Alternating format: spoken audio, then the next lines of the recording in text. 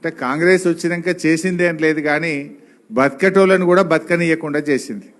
అంతెందుకు హైదరాబాద్లో మీరు చూస్తలేరా, అప్పుడు ఎట్లుండే కన్స్ట్రక్షను బిల్డింగ్ యాక్టివిటీ. హైదరాబాద్లో కేసీఆర్ గారు ఉన్నప్పుడు, మన కేటీఆర్ మున్సిపల్ మంత్రి ఉన్నప్పుడు హైదరాబాదులో 3 పువ్వులు 6 కాయల్లాగా ఎటు చూసినా బిల్డింగులు కడుతుండే, ఎటు చూసినా కన్స్ట్రక్షన్ యాక్టివిటీ ఉండే. ఇప్పుడు ఏమైంది 2 ఏళ్లలో 7 కాడ ఆగిపోయినాయి మొత్తం. రేవంత్ రెడ్డి వచ్చినాక అంత ఆగం. ఇవాళ కాంగ్రెస్ వాళ్ళ కథ ఎట్లుందంటే ఇంట్లో ఈగల మోత, బయటకు పోతే పల్లకీల మోత. ఈ పంపకాల్లో తేడా వచ్చి మంత్రులు ముఖ్యమంత్రులు రోజు దనుకుంటురు.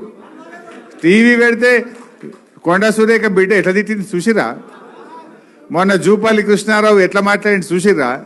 అరే వాళ్ళ పంచుకోవడంలో పంచాయతీలే దిగుతలేవు. మొన్న ముఖ్యమంత్రి కేబినెట్ మీటింగ్లో మొత్తం వాళ్ళ బట్టలన్నీ ఇప్పి ఒకరు ఒక తిట్టుకోలేదని ఇవాళ కూడా ఒక పేపర్ పెద్దగా రాసింది. అంటే ఏం పేపరే, వాళ్ళు ఎట్ట దనుకున్నారు అంత రాసిండా, ఏ రకంగా దనుకున్నారు, ఎట్లా దనుకున్నారు, వాటాల పంచాయతీలు. వాళ్ళు ప్రజల గురించి చూస్తలేరు, వాళ్ళు దనుకోవడానికే సరిపోతలేదు.